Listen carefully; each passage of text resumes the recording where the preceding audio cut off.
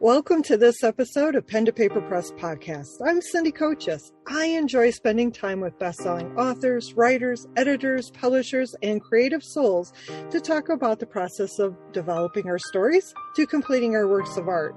Each episode is an opportunity for us to explore mindsets, pearls of wisdom, and the experiences that began our journey as an author from the moment we put pen to paper. With 25 years in the wellness industry, Michelle Zellner, a health and happiness strategist, has informed and inspired thousands on their journey to becoming better beings. The 2019 release of the Your Revolution, The Journey of Better Being, shares her proven practical strategies for true lifestyle change with an even wider audience. Michelle followed up with the PFF is Your BFF Handbook, a simple guide to fueling your busy body. Thank you for joining me on this episode of Pen to Paper, Michelle. Well, it is definitely my pleasure to be with you today, Cindy. I'm excited to get to talk about the writing process because normally I'm doing interviews about health and well-being. And I do get a lot of questions about what it's like to write a book, and people seem to come to me for advice about writing a book because apparently if you've written one, now you can tell people how to write one. Totally don't agree with that. But I think the process is interesting, and I'm excited to talk about it. So thank you. You are very, very welcome. The You Revolution is a powerful book title. It has an energy about it that, it just entices a person who sees the book cover to pick it up and say, ooh, I want to know more. I mean, there's just something about that title that it draws you in. Is there a specific event or a person that motivated you to state and make that claim that I have to write this book? Yeah, actually, the You Revolution is actually a 10-week lifestyle self-improvement, growth and development program that I created and have been teaching for a number of years.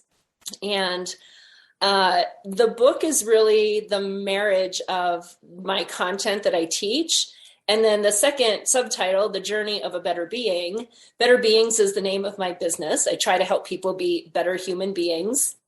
And so I kind of thread my own personal story, my own personal journey of how I've become a better being into the book.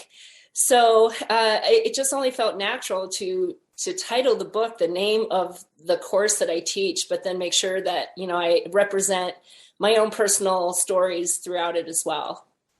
Interesting. So then with this, is it more of a memoir or is it more of I don't want to say how-to, because being a book on health and wellness, there is no how-to because it's all individual.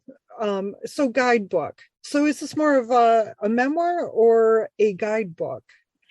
It's both, actually. I actually have had somebody tell me this is like an owner's manual for how to be a healthy human. And I love that. I was like, that's such a high compliment because I think, when we get into the area of health and wellness, I mean, there are so many facets to it, and there's no shortage of books out there, self-help books. I don't look at mine as a self-help book, but what I do think is we don't actually learn what it takes to be a healthy, thriving human. We don't learn all the nitty-gritty, the ins and outs, the details. We learn surface basics, and a lot of times what we learn is not even correct. So it's definitely how to, and it's helping you understand how the human body functions. But I present it in a way that is conversational and that does come from a point of storytelling, because everything I teach, the content I created for the class, is definitely based on science and based on my educational background, but it's also very much based on my own discoveries and the things that I have found help me get over the challenges that I had, the obstacles I faced. And with working people for, almost 25 years now, I've worked with a lot of people who have similar challenges, but they look slightly different. Or maybe they've had obstacles that I never, ever encountered. And so by learning and growing from them, I could also put that into the book and give some of that guidance, because I think while we all are very unique in our health and well-being, we're all very similar as well, because we're all human. So at the root of it all, we are all the same, right? We all have the same body chemistry. We all have the same basic parts. How they're packaged and the challenges that we face as we go through life are going to look a little different, but there are solutions to every obstacle. And that's what I try to offer in the book. So was there anything in particular that compelled you to write it other than to share your message? Yes. So this group I'd been teaching it for, I actually was approached back in 2014 through a corporate contact of mine. I do corporate health and well-being was really my bread and butter at the time. And they asked me to create a robust personal growth and development, lifestyle enhancement program for a client of theirs that they wanted to offer as a wellness initiative. So I reflected on all the things that it takes to be a healthy, happy, high functioning human and created course content from that. And then have been teaching it to that particular group, Denver public school employees, for at that time, it was, 6 or 7 years. And at the end of 2017 or 18 group, it's so hard to keep track of dates anymore. They're all mushing into the same year. One of the participants said, Michelle, you really should write this in a book. And that's the first time that was ever said out loud. I never thought about it. I always knew I would write a book. It just wasn't that. Who needs another health and wellness book? And yet I started thinking about it. I was like, that's probably a really good idea. And it was really that participant, Nick Siametti, I will never forget. He said, Michelle, you should write this in a book. And so I did. So then from that point, from getting that spark to actually publishing it, how long was the duration of time? So I know my cycle of business, and I know when I'm busy and when I'm not. And for me, summer is relatively slow. Springtime is bonkers busy. So I knew I was not going to just start digging right in. I'm also not the kind that can just block out a couple hours here and there and get going. I know my style and I know how I work best. I need to have time, space, and energy all at once to really dive deep into a project like this. So I put it on my vision board that I was going to write the book. I guess I wrote it in 2018. So it was at the end of the 2017 year group that this suggestion was made. I put it on my vision board in 2018. And then I looked at my calendar and I said, okay, this chunk of time at the end of summer, this is when I'm writing the book. And I made a lot of headway. A lot of it wasn't hard for me because most of the content was already written because I created this content. So people will say, well, was it hard? I mean, it wasn't really for me because my content had been written over the course of years. And then my story is my story. So that's not hard for me to tell my story. I teach my story. When I'm teaching, I tell my story. So for me, it was really just the logistics of putting it all together. And I had lots of ideas. I knew the general format that I wanted to follow of how the chapters would look. But then I also know me, and I know that it's hard for me to get things done in my space. I live in a very small space, and there's lots of distractions and lots of fun distractions. So I decided that I was going to take my own advice, what I give to people when they're trying to reach goals and accomplish things, is to set yourself up for success and to do the best you can to create an environment in which you can thrive. And I decided that a writing retreat was going to be a good solution for me. So I didn't need help writing the book. I needed time, space, and energy for me to be able to write my book. And I found this amazing woman, Tammy Koya, the memoir coach. It was literally just kismet. The minute we interacted for the first time, I knew this was going to be just a lovely solution to this challenge, and went to her place in Washington and spent just under 42 hours with her.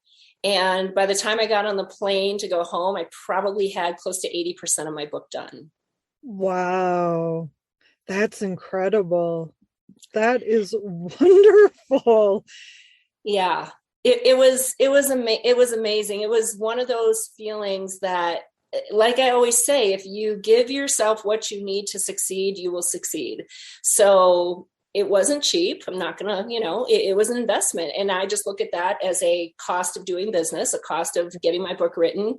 But she literally fed me, made sure I took breaks, was there for me to bounce ideas off of. We would go for a morning walk and kind of outline what is the goal today, what is the plan, what are we going to try to achieve today. We would have that planning session after we got back from our walk. She would make sure I'm properly nourished, and I'm somebody who needs to eat a lot. That's actually funny. She posted about Facebook, I've never had a client like this. I literally feeding her all the time. And I stood at her kitchen counter, and I couldn't stop. It was one of those really magical experiences. And then when I got on the plane, I've never been the girl who's going to bust out her laptop and do work. And I couldn't wait to get on the plane and bust out my laptop, because I just had ideas just coming and coming, and I wanted to capture them. So definitely the best thing I did for myself was to spend some time with her in that space. And she was amazing and gave me everything I needed to succeed. Well, and you brought up something really important, which is that investing in the book, investing in the project, and looking at it as not necessarily a business transaction, but looking at it as there is a way for me to get a return on investment. Because when you feel confident in the content that that you've written, you've put it down, and you feel confident in the project itself, in the completion, what the end product is, you really are unstoppable in telling everybody. If you feel insecure about, does this, and worried about what other people are going to say, or is this edited good enough? When you start sabotage talking, then you're, well, maybe I don't want to tell everybody, and so then you start holding back. So I love how you flip that around to, I'm doing this, I'm investing in this, and more of us should be doing that. And that's actually a question I ask people when they come to me and they say, I want to write a book. What is your advice? My first question is, why do you want to write a book? What do you want to get out of writing the book? What is your purpose? Is it just for legacy, family, friends to read your story? Do you have a message that you want to share? Is this something that you are going to turn or use in a business? I mean, for me, it was a very natural extension of my business, because once you've written a book, well, now you're credible. Even though I've been teaching the same stuff and telling the same things for 10 years, now that I'm a book writer, I'm an author, now I'm somebody special who can be listened to. And so it's not about how many books did I sell. It's that this has opened up so many doors and opportunities for other elements of my business, right, because I'm a published author. And I think that makes a difference as to how much you are willing to invest in the book writing process. If you think that you're going to write a book and you're going to put it up on Amazon and you're going to sell millions of copies, that's not going to happen. It isn't for most people. Yeah, you're right. There has to be some lead up, definitely education on it. And the thing is, like, with, well, you said Amazon. So looking at Amazon, they're forever changing how things are. I'd say like their algorithms, just like social media, they change their algorithms and stuff, and they do it to stay current. They do it for a multiple number of reasons, and which is all good. And it helps them stay up with technology, because that is forever changing. But and I just lost where I was going with this, but anyways, Yeah, knowing it and keeping up with the information and learning how to do it and gaining that momentum is what really helps you in the book sales and marketing. You have to get out there and you have to tell people, because if you don't tell anybody about it, nobody knows about it. Right. And I will say that was the other investment that I made. Once I had the manuscript and it was basically, I knew this was the book, then I had to make that decision. Do I try to pitch it and have a publishing company pick it up, or do I go the self-publishing route? And not knowing anything about anything, this was a question and had to sort through and organize some things. And so I'm very lucky here in Denver, actually right down the road from me exists one of the most amazing, in my opinion, self-publishing consultants, Polly Latovsky with My Word Publishing. And I heard her, actually a friend of mine heard her interview on a podcast, and my friend said, hey, if you're thinking about it, you should maybe just ask her questions, see what it's like. And she walked through the ins and outs, and I know that I'm not somebody who's going to research all of that and figure it out, because I don't want to. I want to do my business. I don't want to do another business. And the whole book selling and book marketing, that's a whole other world that I have zero interest in figuring out. So again, I decided to invest in somebody who knows it and have her do the work for me. I give her what she needs and she does all the back end stuff that's necessary. Hooked me up with the cover designer and the editor that I used, and all the publishing tools and marketing tools on Amazon with keyword search and the this and that, the other. And, it's a lot. It really is. And so again, I had to look at it from an investment standpoint. And my time was not well spent trying to figure all that stuff out. I would rather invest some money to have somebody else do it so I could spend my time doing the things that I'm better at. Understandable. And when you really start to add up how much time you're putting into this, it's phenomenal. And you're still trying to work, you're still trying to cook dinner every night, you're still trying to get enough sleep, because it's easy to get rabbit holed and in the research, just the research alone, forget about the action steps. Because there are a lot of people out there who have all sorts of advice and wisdom to share, and it doesn't always match up with the next person, because we all have our own experiences with it. Absolutely. Yeah. And I think that is always why it's important for anybody who's writing a book to really flesh out for yourself, why are you writing this and what do you want to get out of it? Yes, agreed. Because answering those two questions will solve half of your issues and lead you at least in the right direction.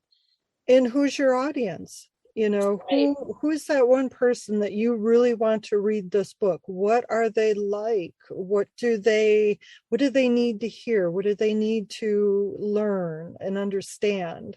So yes. You were going to say something? Go ahead. Yeah, I was going to say, and why pick up your book versus another person's book that might have a similar message, a similar story? What's unique and interesting and the catch about yours versus the other ones that are out there?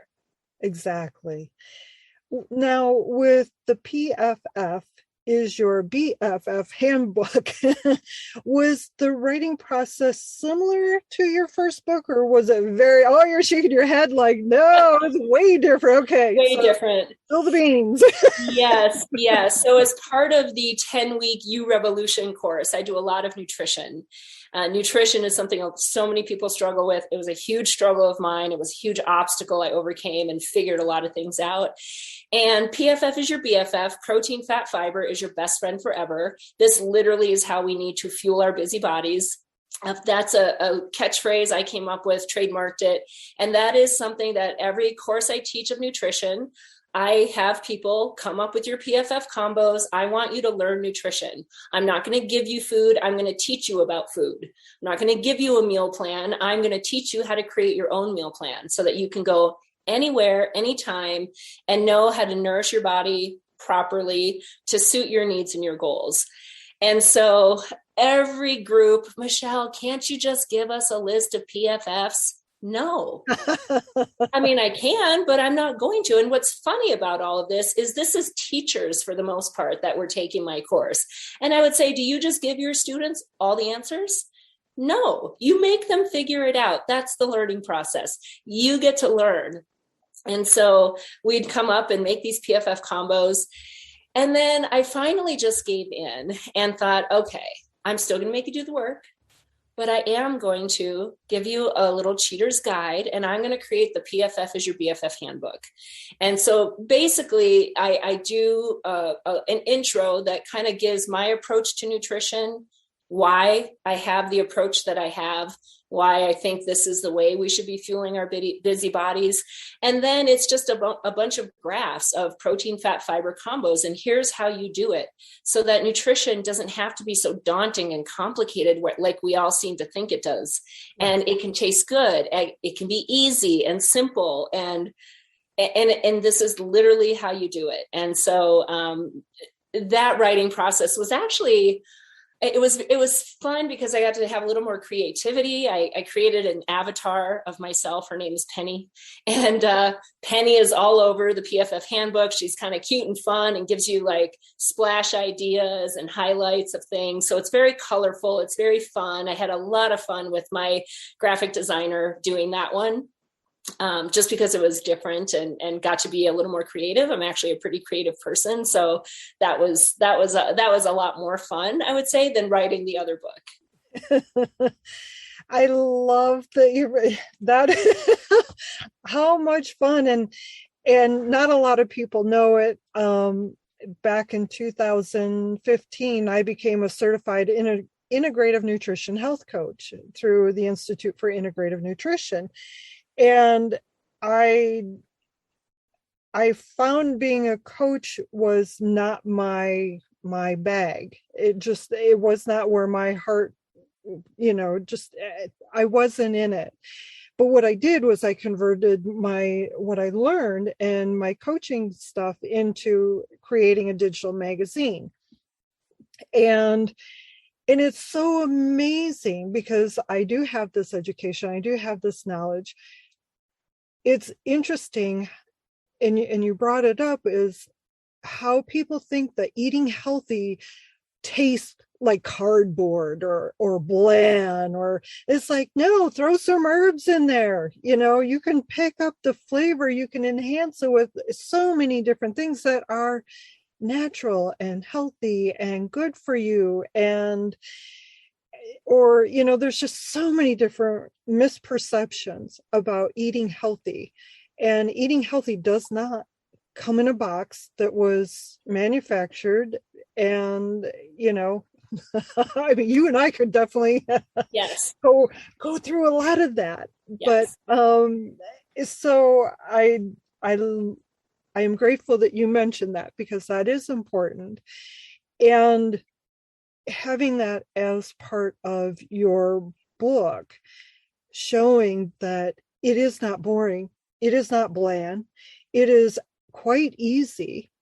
It is just simply an adjustment and looking at the value of the food that we're consuming. That food that we're putting into our precious body is our fuel. How do you want to fuel it?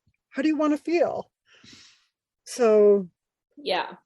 And I feel, because nutrition was a big obstacle of mine, and because it's life-changing. I would not have trademarked the phrase and wrote a book about it if I didn't believe in it. I would never put my name on something and talk to thousands of people about it and publish it if I didn't believe it. And I want everybody to embrace it because I know it's life-changing. And it's so simple. That's the beauty of it, because I think, no doubt about it, nutrition can be complicated. It can be, but it doesn't have to be. Right. And depending on, each individual's particular challenges, it might be more complicated for some than others, but there is still a way to do it. And again, regardless of what your health status is or your preferences are, you're still a human. And so all humans still need the same things, including very similar nutrients. We all need the different varieties of nutrients. We might come about them in different ways, but you still need to fuel your body in a certain way because you're a human.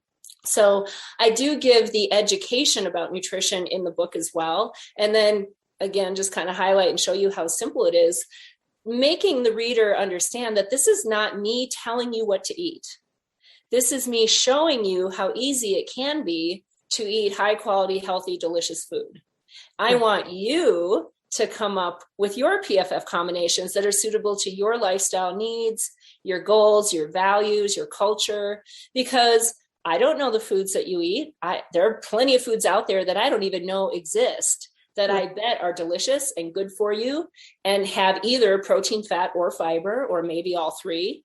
And I want you to be able to make that for yourself. And like you said, culture has an impact. What we grew up with, what was common in our childhood, dinner plate, what was on it. That makes a huge difference. And again, you throwing different aspects of the information that's out there. There's a lot that contradicts. Some people will say, oh, drink milk, drink milk. Other people say, oh my gosh, don't you dare drink milk. So there's that conflict.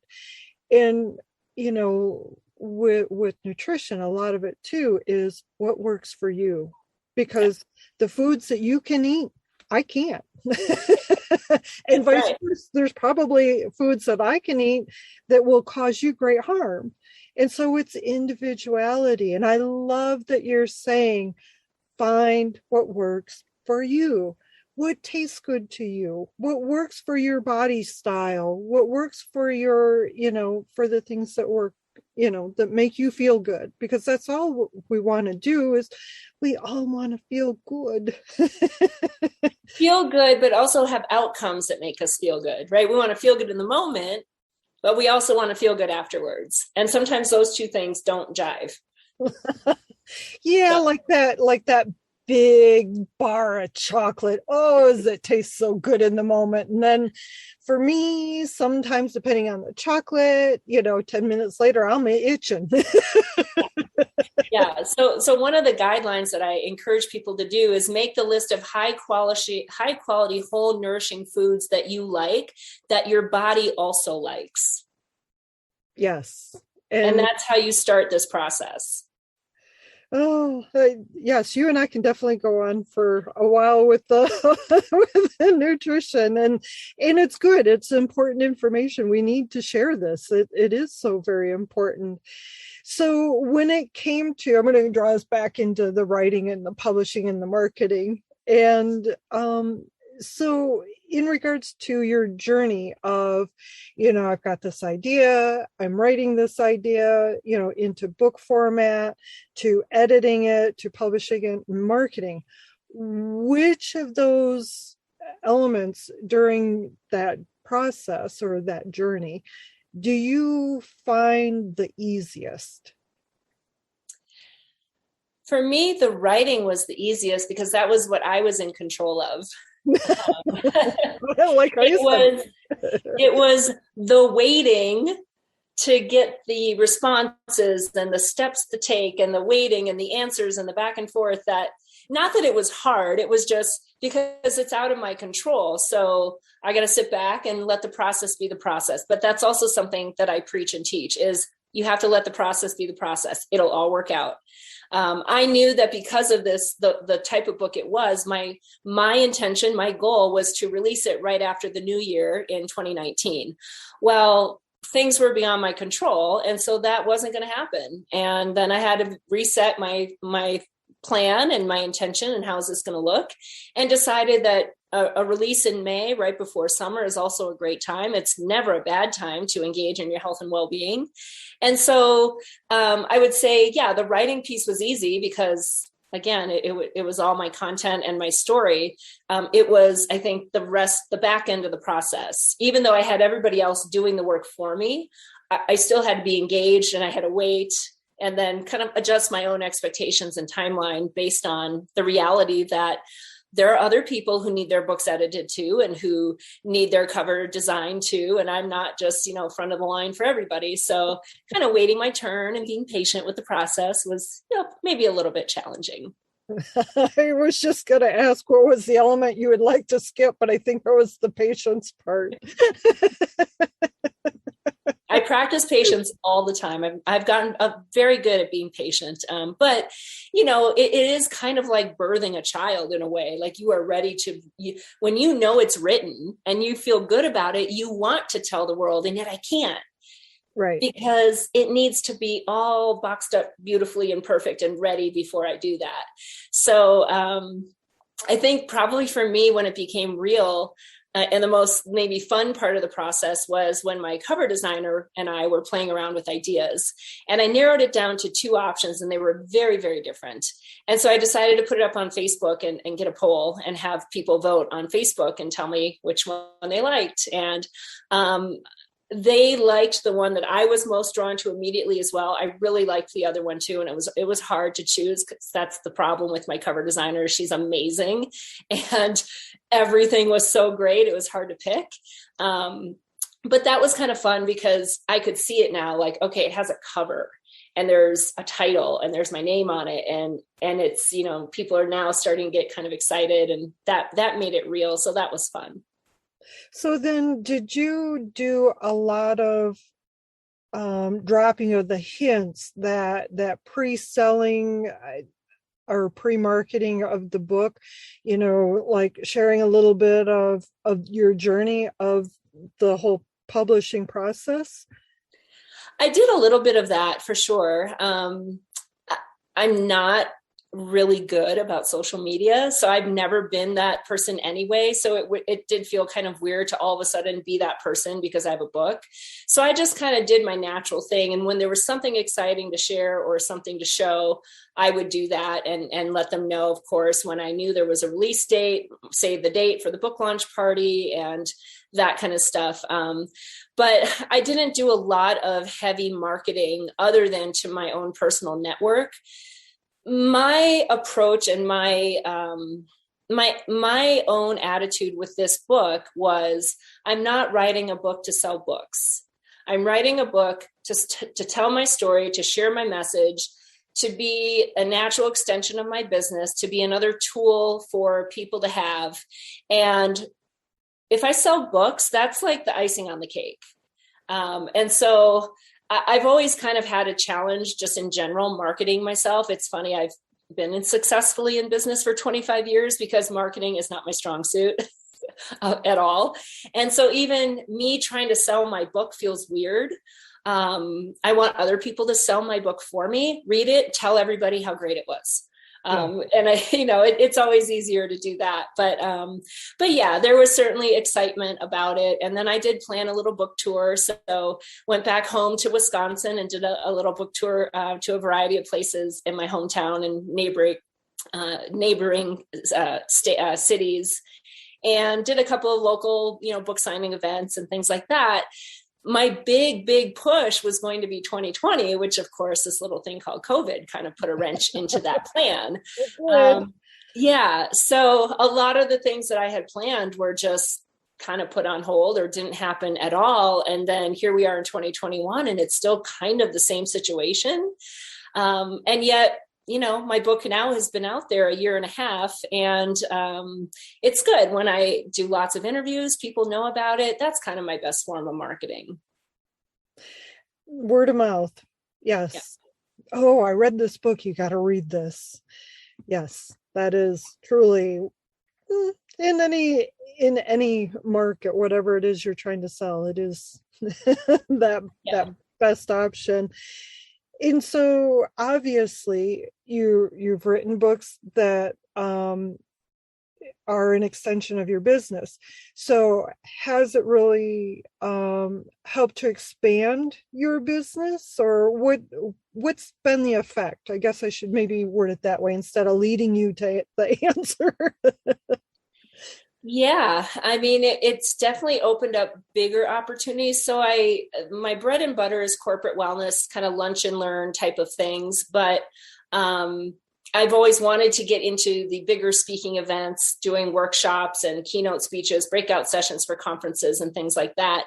And certainly being a published author has opened those doors. And even with COVID, I've done a number of those. I'm hoping 2022 is a gigantic explosion of these kinds of opportunities. But definitely, having a book, it makes a difference. And I knew that, which is why it doesn't matter how many books I sell, because the gigs that I've gotten, I would not have gotten had I not published a book. So my book is well over, more than paid for. All the money I invested into it, I have far exceeded that already. And now everything on top of it is simply gravy, additional Cool Whip, whipped cream, if you will. It's my go-to.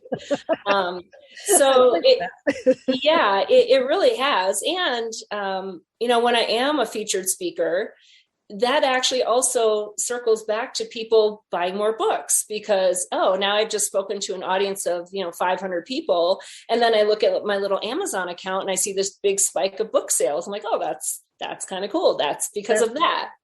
That's wonderful. Yeah. That is, and that really does give you that acknowledgement that they want to learn more. And what you shared with them created not only the curiosity to know more, but the motivation to take action.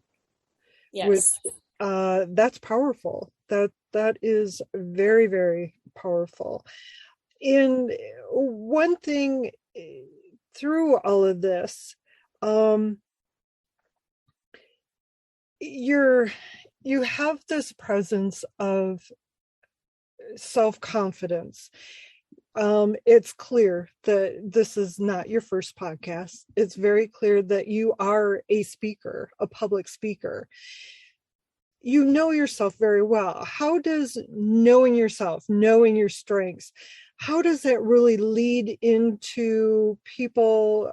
I guess, what is the advice that you would share with somebody about knowing themselves and how it correlates to their success? That is a great question. I think, you're confident in the things that you know. You're confident when you are living authentically, speaking authentically, telling your story truthfully and authentically, because your story is your story. It doesn't change. And I know not everybody's a public speaker. I certainly wasn't. This is not what I imagined I'd be doing at all. And, the probably up until maybe the age of 30, I wouldn't say I was a confident person. I was very much a sheep. I was very much a follower. I didn't have a lot of self-confidence, self-esteem, very insecure about things. I actually write about a lot of that in my book, because the way you develop is from things that you went through in your past. And I talk about how I moved out of that kind of mindset and space. So I think when you are being authentic and honest and true to your core and your guiding principles and values, and you're literally speaking and owning everything, the good, bad, and ugly, that's how you connect. And that's how you become confident in sharing that story. And when I used to teach, I was very careful, because I didn't want people to judge me in a certain way, or to think I, had all the answers, or some of the things I didn't even want them to know about, that I did this, because it's so shameful and terrible. And yet the more I understood and got to know people, the more I know we're all doing the same things.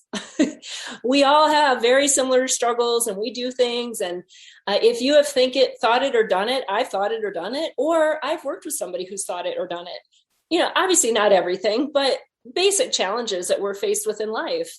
And the first time I told one of my stories to this group that I was teaching, it wasn't like an intentional, I'm going to tell this story today. It just happened out of regular conversation. Somebody asked a question and I just threw up my story.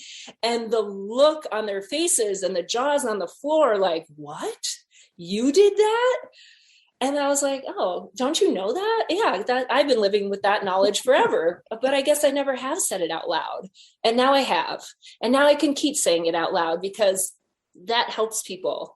And so anybody who has a story and we're afraid to tell it, we're afraid to show our vulnerabilities, we're afraid to expose ourselves, you have to realize that there are many, many, many, many, many others who are going through a similar or the same thing. And all you being honest and authentic is going to do is to help them break down their own wall and recognize that it's okay to not be perfect or to have made mistakes or to have struggles. Because it's still interesting to me whenever I encounter people who feel like they're the only ones who go through this. Well, and there's that illusion that you have to be perfect. And I don't know where that comes from. Same. It's not like it's not something that's pushed on us as a society, or maybe it is, I don't know. But I guess, if you look at, like magazines, they push that level of perfection and Photoshop. So I guess that is part of that maintains that illusion of you have to be perfect, you have to look perfect, you have to, the hair has to be this way and you have to be in style and stuff. And, here I am, I'm sitting here in, I've got a long sleeve shirt, a sweatshirt, and another jacket on because I'm sitting outside in my truck because where I normally record is in storage, and the space I have available to me is, the acoustics are horrible and I have good acoustics in my truck. And so am I concerned? I mean, I apologize to you at the beginning of the podcast before the recording that I'm really sorry for my atmosphere, but it's what's working for me. And so, yeah, allowing ourselves to be imperfectly perfect and being okay with that. We have recognizing that is universal. I think, because I coach, and this is a lot of what I coach on, we create stories in our head. We create our narratives based on our upbringing, what society has decided is the standard, maybe cultural expectations, maybe expectations from particular family members, maybe just expectations that you've placed on yourself for whatever reason. Part of it is innate characteristics, perfectionists versus those who aren't. And yet, if that narrative is not helping or serving or guiding you, then it's up to you to change the narrative, really, and to be able to express and allow the story to be told. And sometimes it can be scary to tell your story. And some of that is because how do I tell my story without hurting the others who were involved in the story? And I would say that for me was maybe the trickiest piece of writing my own book. And it's something that I've talked to other people who are trying to write memoirs. And, most people are writing a memoir because they went through something yucky. Let's face it, like that's what it is, right? Yeah. And there were other people involved in that process, and they don't know how to dance around it to not offend them or make them mad or, divulge too much information that isn't really necessary. And that, I think, can be a little bit of a tricky spot. And that's something I think each individual has to come to terms with on their own. What are they comfortable telling? If you are telling your truth and your story, and there happens to be somebody else involved, it's your story. You get to tell it. Yes. And you do that to the degree and in the way that you think is appropriate. If people will read my story, you'll know what I'm talking about in my own situation. And there is way more to the story, but so much of it didn't need to be in this book. Right. There is another book at some point that will address all of that. Oh, it's amazing when you're sitting down to write a memoir, because I am writing one. I've now had to set it off to the side because I'm at the ending of the adventure, I guess. I don't know how to word it. Anyways, I'm intuitively being guided to set it to the side, let things just kind of fall into place as such. And my journey has mainly been me, myself, and I. And so there's not a lot of people involved in mine other than complete strangers, which is fine because I don't know their name. I don't even have to, make up a name to hide the identity. I don't know their identity. Lady in the bathroom stall who thought, wow, this is a really bad bathroom, just like I did. So, it's not that I put that in the book, but well, maybe I will. I don't know. Anyways,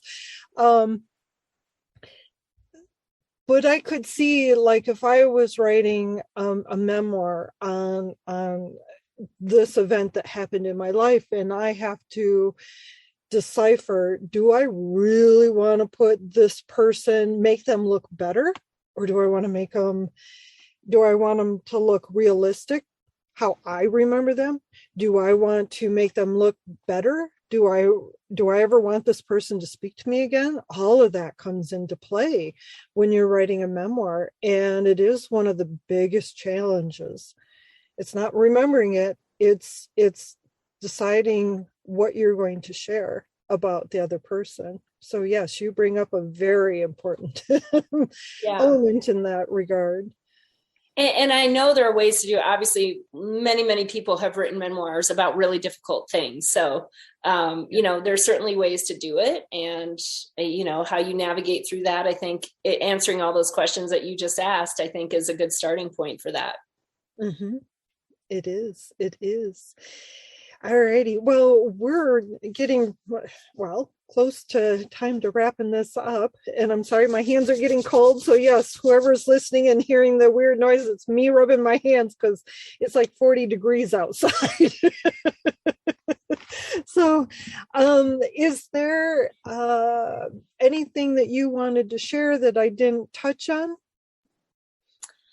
I think we covered it all, really. What I just, maybe a little bit of advice for people is to know your writing style, right? Know how do you best operate.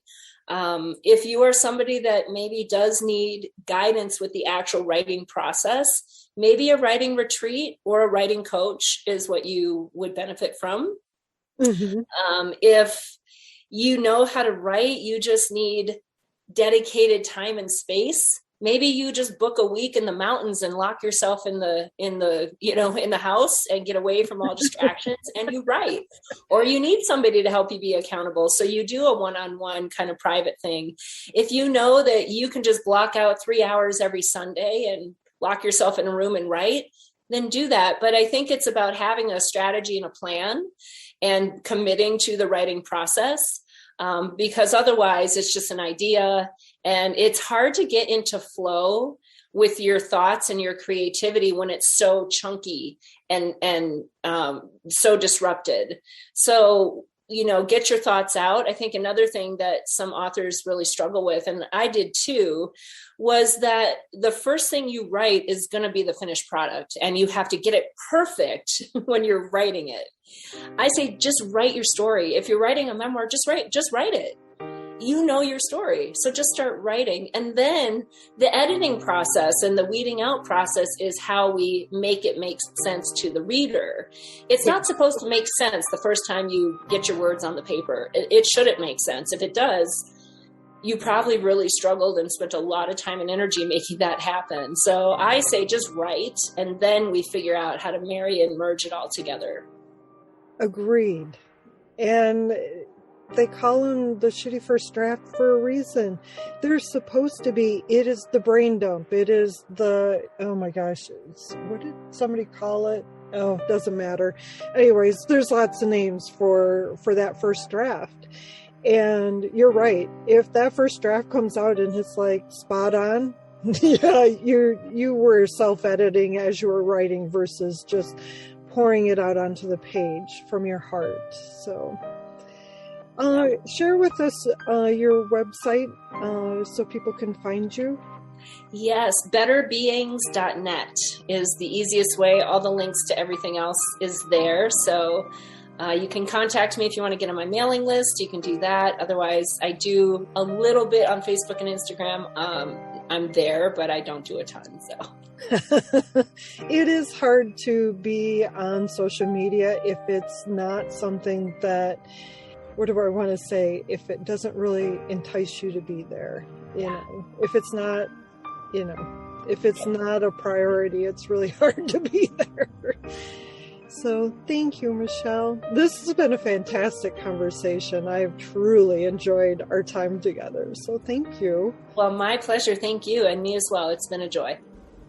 Before we end our time together, I'd like to say thank you for listening to my conversation with Michelle Zellner. To access her website and purchase the book she has written, visit pentopaperpress.com/podcast and select the show notes page for this episode. Take care, and until next time, keep your pen to paper and write. Remember, your words have power. Your story matters. Bye for now.